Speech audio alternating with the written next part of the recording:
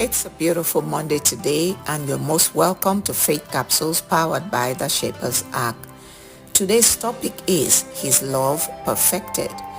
Our scripture is 1 John chapter 4 and verse 12. No man hath seen God at any time. If we love one another, God dwelleth in us, and His love is perfected in us. This scripture tells us clearly that the evidence that we have God dwelling in us is that God's love is perfected in us. And this lifestyle of God's perfect love is the evidence to men that God is real. Let's look at 4 ways in which God's love can be perfected amongst us, His children. They are captured in the acronym LOVE. L stands for live, O, offer, V, validate, and E, endure. The first method, live. To love perfectly, we must leave some thoughts and actions that destroy love. Leave envy. Leave jealousy and resentment. 1 Corinthians chapter 13, verses 4 and 5. Envy and jealousy made Joseph's brothers to sell their sibling, as recorded in Acts chapter 7, verse 9. Leave arrogance and boastfulness. 1 Corinthians 13:4. It is God that promotes. We are what we are by His grace. Let go of personal insecurities and fear of rejection. It was fear that made Peter to deny Jesus 3 times. Develop absolute trust in God. Perfect love casts out fear. 1 John chapter 4 and verse 18. Second approach, offer. You see, perfect love requires that we extend a good hand to others. For perfect love, offer kindness, patience, and compassion. 1 Corinthians chapter 13 and verse 4. Abigail spoke kindly to David. She was generous, respectful, and compassionate. 1 Samuel chapter 25 verses 18 to 31. Offer tangible gifts. The Shunammite woman offered her house. 2 Kings 4, 8 to 10. The widow offered her last coins. Mark chapter 12 verses 41 to 44. Offer spiritual gifts in service. Priscilla and Aquila offered their home to Paul, and they offered their service in teaching. Acts chapter 18 verses 1 to 3, Romans 16, 3 to 5, and Acts 18, 26. Third way, validate.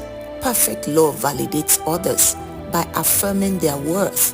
Validate the worth of others. Philippians chapter 2 verse 3.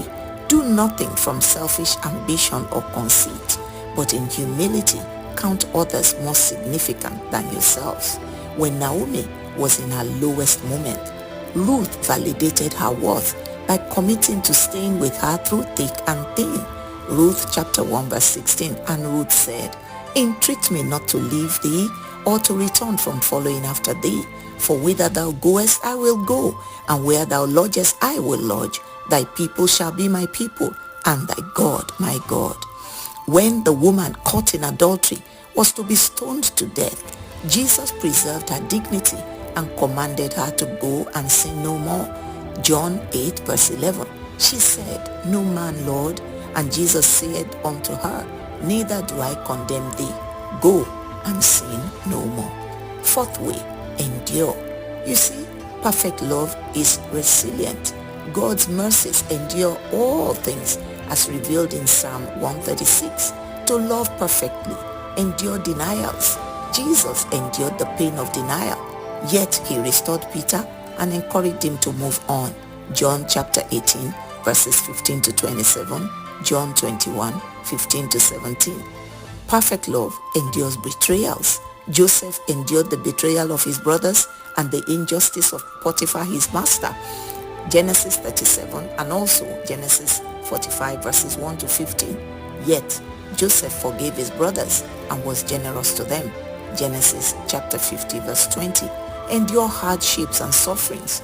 Ruth, as a young widow, endured the hardship and suffering of fending for herself and her widowed mother-in-law. Ruth chapter 2 and verse 2. My friend, God's perfect love is not a feeling or an emotion. It's not based on convenience, but commitment. Betrayals, denials, sufferings are all there to test the power, strength, and resilience of your love. perfect love is stronger than the deepest of wounds. As you follow these 4 pathways, may God's love be perfected in you as a child of God. Till I come your way again next week, this is Wonuola Adetayo, the Shaper. Shalom.